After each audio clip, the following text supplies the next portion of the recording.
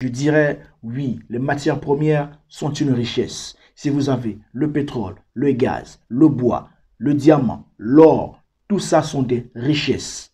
La différence, c'est ce que vous en ferez.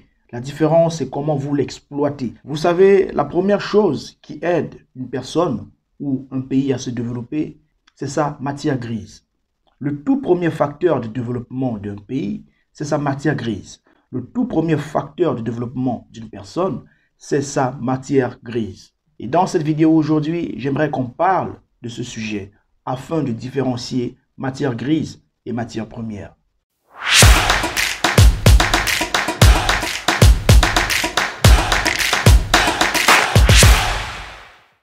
Bonjour, bonsoir à tous, bienvenue sur la chaîne. Ici, je vous parle de tout ce qui peut construire ou contribuer à construire ou à renforcer votre mindset. Pour ceux qui ne me connaissent pas, moi c'est Lionel. Si vous êtes une nouvelle personne sur la chaîne, je vous encourage à vous abonner afin qu'ensemble nous puissions impacter. Sans plus tarder, passons au sujet du jour.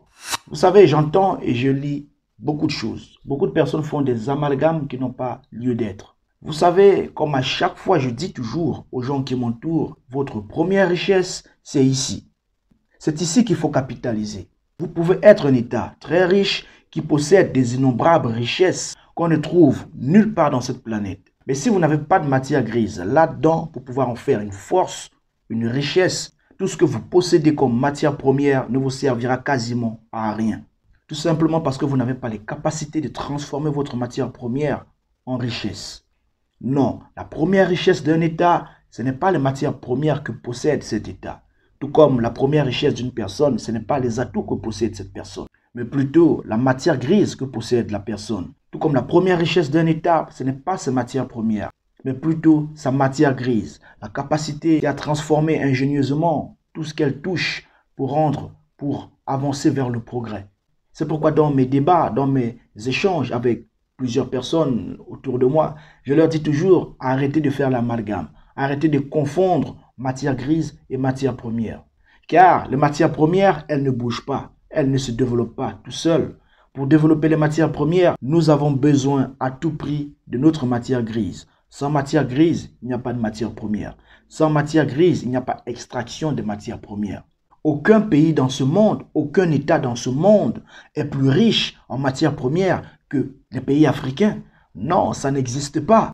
Mais ne soyons pas naïfs, parce que pour développer les matières premières, il vous faut une technologie à la hauteur.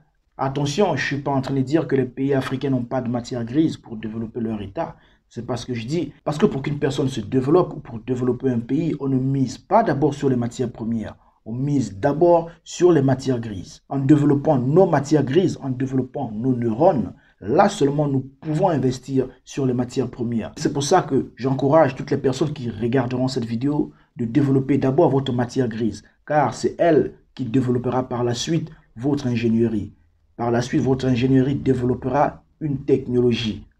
Ça peut être des technologies qui vous permettra d'arriver à vos fins ou à vos buts. Et pour clôturer cette vidéo, je dirais oui, les matières premières sont une richesse. Si vous avez le pétrole, le gaz, le bois, le diamant, l'or, tout ça sont des richesses. La différence, c'est ce que vous en ferez. La différence, c'est comment vous l'exploitez. Mais ces matières premières ont besoin de technologie, ont besoin de matière grise, ont besoin de connaissances afin qu'elles soient transformées pour qu'elles deviennent de véritables richesses. Et pour le mot de la fin, je vous dirais, investissez sur votre matière grise. C'est elle qui vous conduira vers la route du succès où vous désirez aller. Dites-moi en commentaire ce que vous en pensez. Les matières premières sont-elles la première richesse d'un pays ou la matière grise est-elle la première richesse d'un pays? Sur ce, portez-vous bien. On se retrouve très bientôt pour une nouvelle vidéo. Peace.